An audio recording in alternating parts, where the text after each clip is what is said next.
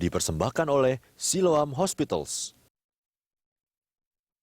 Anda kembali menyaksikan Health Matters dan kita masih berbincang-bincang dengan Dr. Maizul, spesialis bedah torak kardiovaskular. Tadi kita sempat menyebut beberapa metode penyembuhan dari seorang penderita gangguan jantung koroner. Ya. Nah, salah satunya tadi dengan memberikan obat ya atau minum obat. Ya. Nah, Dok, seberapa besar sih peluang kesembuhan pasien jantung koroner dengan menggunakan metode pengobatan begitu? Ya. Pengobatan itu adalah tahap pertama dari semua penyakit jantung koroner dikasih obat. Jadi peluangnya sih baik ya, dan risikonya juga tidak ada, tinggal makan obat ya.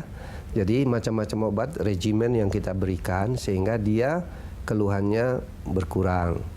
Nah, maksudnya dengan obat itu aktivitas jantung dikurangi. Ya, dengan obat-obat. Dan dicoba melebarkan pembuluh darah koroner. Baik. Nah, selain itu tadi ada juga metode bypass ya. Itu yang bypass. Udah final ya.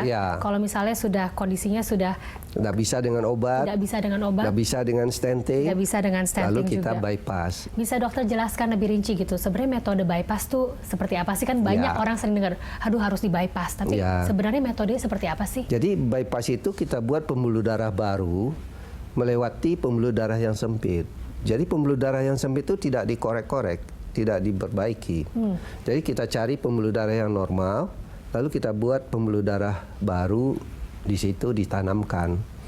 Gitu, dijahitkan. Seberapa besar sih resiko dari prosedur bypass ini, Dok? Resikonya kalau sekarang ini untuk secara umum dengan low resiko yang ini itu kurang dari 1%. Oh, oke. Tapi meningkat, umur makin meningkat, risiko akan makin bertambah. Kenapa? Karena umur itu mempengaruhi organ-organ lain. Misalnya otak, ginjal, pankreas, sehingga juga mengganggu. Atau dia orangnya udah diabetes lama. Jadi itu yang menyebabkan angka risiko akan meningkat pada umur yang lebih lanjut. Jadi sebaiknya memang kalau mau melalui prosedur bypass di usia yang lebih muda begitu ya? Ya, boleh. Baik. Nah, apa kelebihan metode bypass tanpa menggunakan mesin jantung paru yang konvensional? Ya, jadi saya jelaskan kalau misalnya bypass itu ada dua metode. Pertama pakai mesin. Pakai mesin itu denyut jantungnya diberhentikan. Dengan mesin sehingga aliran darah diambil alih oleh mesin, kasih oksigen dan segala macam. Nah, lalu kita kerjakan penyambungan dari pembuluh darah bypass itu, sehingga jantungnya nanti setelah selesai baru berdenyut lagi. Nah, tipe metode yang kedua adalah tanpa mesin. Jadi jantung tetap berdenyut. Tapi supaya kita bisa menyambungkan pembuluh darahnya, kita pasang suatu stabilizer supaya dia menahan gerakannya, ya, sehingga kita bisa bekerja menjahitkan pembuluh darahnya, sehingga agak sedikit susah juga. Sedikit lebih susah begitu ya. Tapi di antara kedua metode ini, jadi pro dan kontranya apa nih, kelebihan dan kekurangannya masing-masing metode? Kalau misalnya jumlah bypassnya banyak dan pembuluh darahnya kecil-kecil, lebih baik pakai mesin. Kita lebih tenang kerja. Tapi kalau pembuluh darahnya besar dan jumlah bypassnya tidak banyak, 3 misalnya, nah itu bisa pakai tanpa mesin. Jadi kita memanuver jantung lebih ini, tapi tidak membahayakan. Jadi tergantung dari situasi pasiennya situasi juga pasien ya? sendiri. Ya.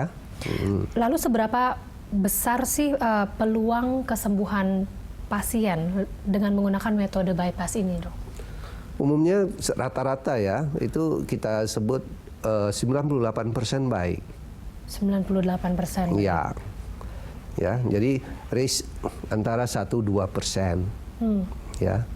Jadi itu risiko yang kita terima secara umum dengan di kepustakaan juga gitu. Nah, persiapan apa saja sih yang harus dipersiapkan oleh seorang penderita gangguan jantung koroner sebelum melakukan bypass? Ya, baik. Kalau kita udah mendiagnosis seorang penyakit jantung koroner dan mau di bypass, maka Karena ini operasi besar dan kita perlu mencek atau memeriksa komorbid, misalnya diabetes, hipertensi, ginjal, dan yang paling penting adalah vokal-vokal infeksi dihilangkan, sumber-sumber infeksi. Yang paling sering adalah pada gigi. Gigi. Iya, gigi yang bolong bisa menyimpan kuman. Dan nanti kalau lagi operasi, kumannya masuk ke darah bisa menjadi infeksi menyeluruh.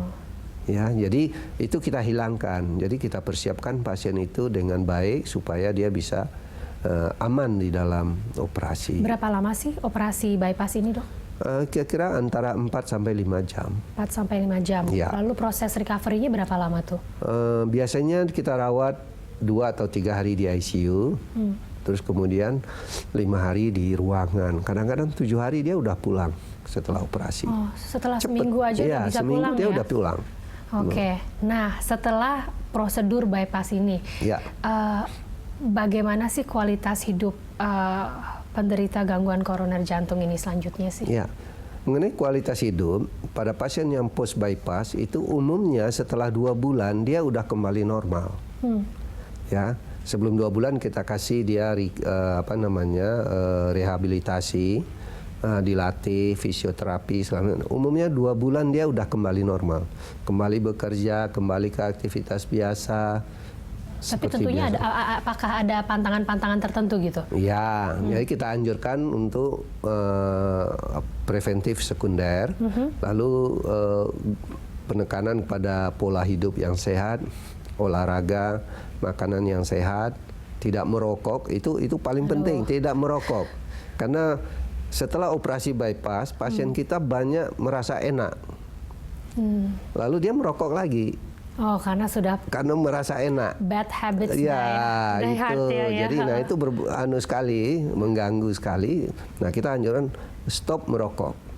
Lalu hipertensi dikontrol, kemudian diabetes dikontrol, dan biasanya dikasih obat pengencer darah. Harus menjaga pola hidup yang harus menjaga sehat pola hidup dan olahraga juga ya, dan olahraga. Ya. Betul. Kita akan berbincang-bincang lagi lebih lanjut. Pemirsa, Health Matters akan kembali sesaat lagi setelah jeda berikut ini.